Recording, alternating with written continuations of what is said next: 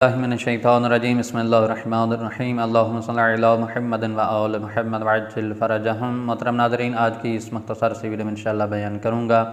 جناب ابراہیم علیہ السلام کی ولادت کا مکمل واقعہ۔ آپ کی خدمت میں گزارش کرتا چلوں کہ جب جناب ابراہیم علیہ السلام کی ولادت باسعادت ہونی تھی تو کچھ ماہ پہلے جو ہے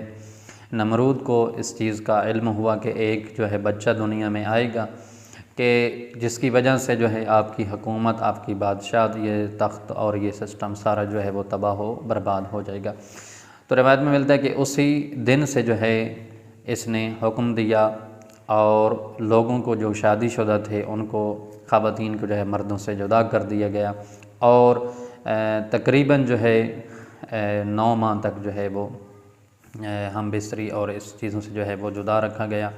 خواتین کو اپنے مردوں سے، اور اس چیز سے جو ہے وہ روکا گیا۔ تو بہرحال یہ ساری جو ہے کوششیں کرنے کے باوجود یہ سارا سلسلہ جو ہے جاری و ساری رہا، اور جس طرح آپ کی خدمت میں پہلے گزارش کی ہے کہ آزر جو ہے جناب ابراہیم علیہ السلام کے چچا تھے، تو وہ ان کے وزیر تھے اور خاص جو ہے مشیر تھے، تو ان کا کام بھی جو ہے وہ ان کے دربار میں ہوتا تھا۔ تو ان کی جو ہے وہ ڈیوٹی لگ گئی کہ آپ نے بھی اس چیز کو جو ہے وہ دیکھنا ہے۔ تو یہ سلسلہ بہرحال نمرود کی طرف سے جو ہے وہ چلتا رہا، لوگوں کو جو ہے اس چیز سے روکا گیا اور اس چیز کا خاص خیال رکھا گیا کہ کوئی بھی بچہ جو ہے اب جو ہے اس کے بعد دنیا میں نہ آئے، کیونکہ کوئی پتہ نہیں ہے کہ ان میں سے کون سا بچہ ہے، کس کا بچہ ہوگا کہ جو میری بادشاہت کو جو ہے وہ ختم کر دے گا۔ تو اس وجہ سے اس نے کیا کی کہ تمام کے جو یہ وہ سلسلہ جو ہے وہ ختم کر دیا کہ کوئی بھی جو ہے بستری نہیں کرے گا، کسی کی بھی اب جو ہے وہ اولاد نہیں ہوگی۔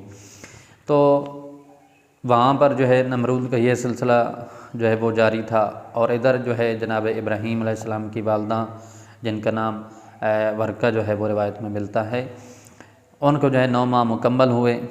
اب ان کی ولادت کا جو وقت تھا وہ قریب تھا جناب ابراہیم علیہ السلام کا۔ تو روایت میں ملتا ہے کہ جناب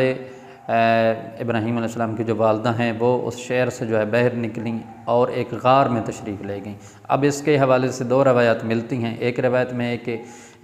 آواز جو ہے شہر ہے وہاں پر ولادت ہوئی ہے، دوسرا جو ہے بابل شہر جو ہے وہ روایت میں ملتا ہے کہ اس میں، بہرحال جس جگہ بھی ہو، پھر روایت میں ملتا ہے کہ جو ہے بابل شہر جو ہے وہاں پر تشریف لے آئے۔ تو اب جناب ابراہیم علیہ السلام کی جو والدہ ہیں وہاں پر تشریف لے گئیں اور ایک غار کے اندر تشریف لے گئیں، وہاں پر جناب ابراہیم علیہ السلام کی جو ہے ولادت باسعادت ہوئی۔ اور اس کے بعد اب جو ہے علامہ مجلسی علیہ رحمہ نے بھی اپنی کتاب میں جو ہے اس روایت کو نقل فرمایا ہے، امام سے معصوم فرماتے ہیں کہ جب جناب ابراہیم علیہ السلام کی ولادت باسعادت ہوئی تو اب ان کی والدہ جو ہے اپنی جان کے کا بھی جو ہے وہ خوف تھا، اور خود جناب ابراہیم علیہ السلام کی جان کا بھی خوف تھا، کیونکہ اگر انہیں علم ہو جاتا کہ جو ہے کوئی بچہ دنیا میں آیا ہے تو انہوں نے اس کو کیا کرنا تھا، قتل کر دینا تھا۔ تو اسی وجہ سے جناب ابراہیم علیہ السلام کی والدہ جو ہے وہ شہر سے باہر تشریف لے آئیں اور ایک غار میں جو ہے وہ رہیں۔ تو وہاں پر جناب ابراہیم علیہ السلام کی ولادت باسعادت ہوئی، اور روایت میں ملتا ہے کہ پھر جناب ابراہیم علیہ السلام کی والدہ نے اپنی جان کے خوف کی وجہ سے اور جناب ابراہیم کی جان کی خوف کی وجہ سے جو ہے جناب ابراہیم کو اس غار میں چھوڑا، اور آگے جو ہے ایک پتھر دے دیا تاکہ کوئی چرند پرند اور کوئی بھی ایسی چیز جو ہے جس سے جان کا خطرہ ہو جانے کا وہاں جو ہے داخل نہ ہو سکے۔ تو اب وہاں پر جو ہے جناب ابراہیم علیہ السلام کو چھوڑ کے ان کی والدہ جو ہے واپس اپنے جو ہے شہر میں آ جاتی، اور اس طرح یہ سلسلہ جاری رہا۔ اور جناب ابراہیم علیہ السلام کی جو والدہ تھی وہ 1 ہفتے کے بعد جو ہے جاتی